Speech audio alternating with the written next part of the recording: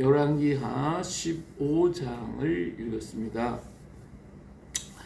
자, 15장에서는 유다 왕 아마시아의 아들 아샤라, 우시아 왕이죠. 왕이 됐습니다. 그가 왕이 될 때에 16세였고 예루살렘 52년간을 다녔으니까 굉장히 장수한 왕이라고 할 수가 있습니다.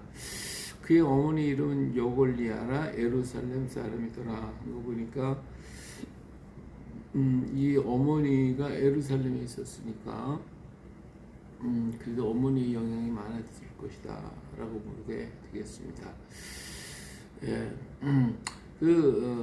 아샤라가 그 우시아 왕인데 아마샤의 모든 행위대로 여호와 보시기에 정직히 행했지만 역시 산당은 제거하지 않았기 때문에 백성들이 여전히 그 산당에서 제사를 드렸다. 제사를 드리고 분향했다라고 했습니다.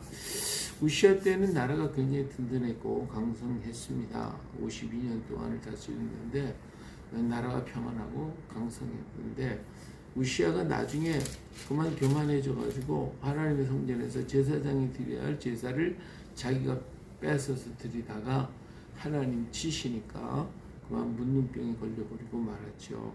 여기도 보니까 문둥병에 걸려서 별궁에 가고 그 왕자 요담이 왕궁을 다스렸으며 그 땅의 백성을 치리하였더라 그랬어요.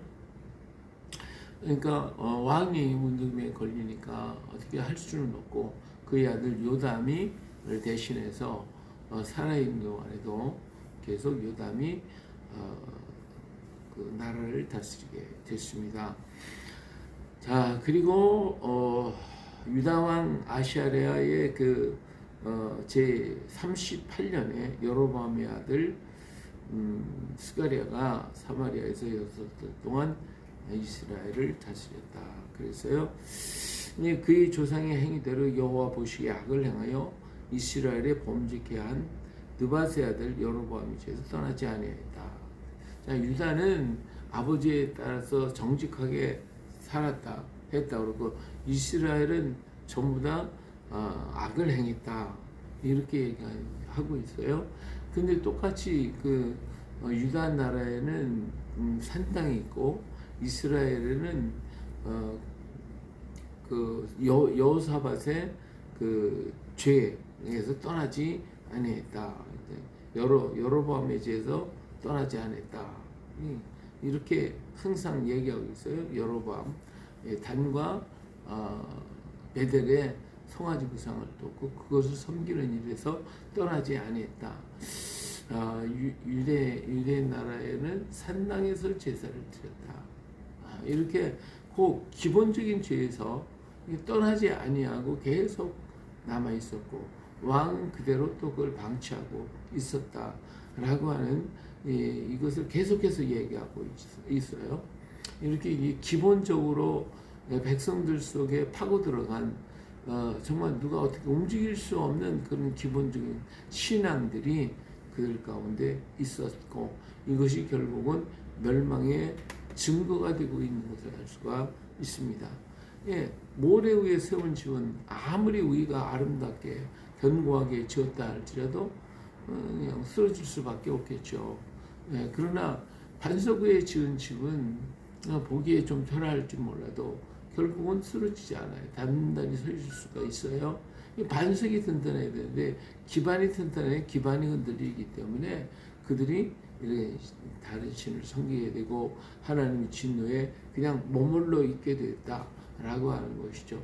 어제도 말씀을 드렸지만은 우리 자신도 옛사람의 성품이 그대로 남아 있어가지고 그 옛사람이 끌고 가는 대로 가고 있거든요. 우리가 육신을 가지고 있기 때문에 육신에 거하여 있어서 이 육신에 끌려서 우리는 가고 있거든요. 그러니까 여기서 이길 수 있는 길은 다른 것이 없어요. 내 힘 갖고 내 육신의 힘이나 어떤 노력 갖고는 아무리 발버둥을 쳐도 안 되는 거예요. 진흙성에 빠져 있을 때 진흙성에서 내가 몸을 치고 발버둥 치고 무슨 수단을 써도 나올 수가 없어요. 치면 칠수록 자꾸만 빠져 들어가듯이 우리가 꼭 그래요. 그러니까 육신에 거하여 육신에 따라 하려고 그러면 다 도저히 나올 수가 없습니다. 그러니까 나의 육신은 죽어버리고 나를 대신하는 누가 성령의 은혜로 나를 이끌어 가실 때만이 내가 거기서 빠져나올 수 있거든요. 성령의 도우심을 통해서만 이루어질 수가 있거든요.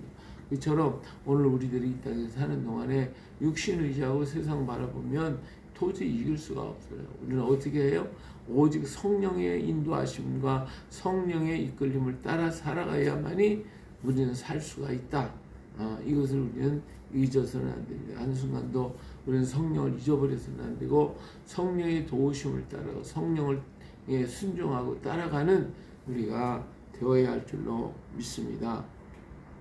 자, 이스라엘 땅에는 그래 유대 땅에는 50년, 10년 이상 이렇게 장수하는 왕들이 있었지만 이스라엘 땅에 예후의 아들이 4대가 끝나고 나니까 그 다음부터는 계속 반역이 일어난 거죠. 반역이 일어난 기껏해야 한 10년 이렇게 왕이 있고 그렇지 않고 몇 개월 만에 자꾸 죽고 또 반역이 일어나고 서로 죽이고 그래서 나라는 점점 쇠약해져 가고 있는 모습을 여기서 말씀해 주고 있는 것을 볼 수가 있습니다. 나라가 안정이 되려면 언제든지 백성들이 정확한 자리에 서서 흔들림이 없어야 되고 그를 대하고 있는 왕이 흔들림이 없어야 나라가 든든해지는데 왕이 자꾸 바뀌어버리면 그 나라는 연약해질 수밖에 없는 거거든요.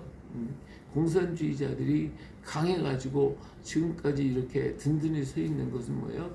장수하기 때문에 왕이 오래 통치하기 때문에. 그러나 민주주의는 자꾸 바뀌잖아요. 그러다 보니까 잘 됐다가 못 됐다, 잘 됐다, 못 됐다 막 이렇게 되기 때문에 나라가 약해질 수밖에 없어요. 그래서 공산주의는 철의 장막이라고 철과 같지만 이 민주주의는 흙과 같아요. 흙과 같아. 잘하면 정말 아름답고 좋지만 그러나 장수하지 않기 때문에 약해요. 약해. 그러나 그래서 흙과 같지만 그 흙이 더 부드럽고 아름다워서 살기가 참 좋아요. 그래서 이 민주주의를 정말 진정한 민주주의는 살기가 좋고 아름다운 모습을 이룰 수가 있거나 독재자는 악한 자가 일어나면 계속해서 악의 철권 정치를 하기 때문에 감당할 수가 없죠. 살기가 어렵겠죠. 흔들림이 없는 그러한 나라가 돼야 되는데 이스라엘 땅은 계속해서 반역이 일어나가지고 결국은 나라가 흔들리고 있는 것을 그래서 아수르가 공격해 들어도 막을 힘이 없고요. 그 주변의 땅들이 와서 역사를 해도 감당할 수가 없어요. 그를 도울 자가 없고 행할 수 있는 사람이 없어요.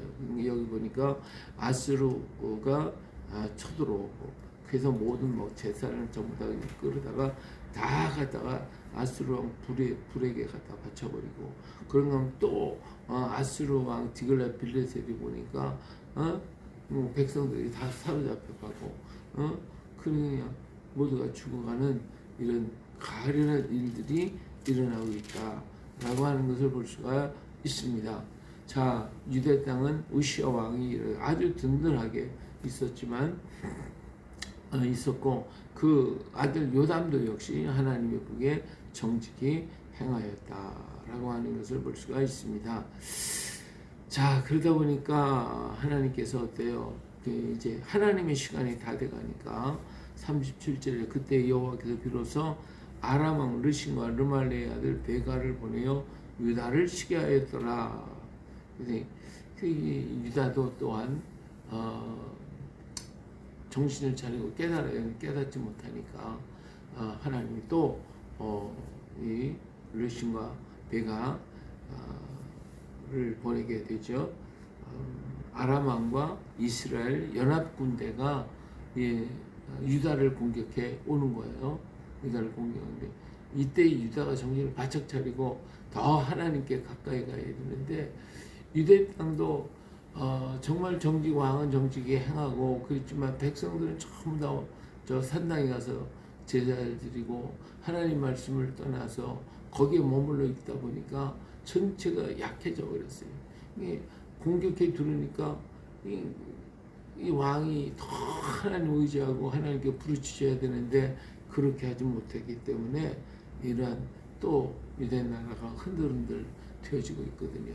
무슨 일이 있더라도 어떤 일이 있더라 할지라도 흔들림이 없는 믿음이 굉장히 중요하거든요. 오늘 우리도 흔들림이 없는 믿음, 이것만이 우리가 살 길이지 그냥 뭐 이랬다 저랬다 흔들려가지고 약해지면 안 되겠죠. 오직 주의 말씀을 붙들고 흔들림 없이 성령의 인도하심을 따라 걸어가서 반드시 승리하고 반드시 주의 역사를 보고 주께 영광을 돌려드릴 수 있는 오늘 우리가 되시기를 예수님의 이름으로 축복합니다. 할렐루야.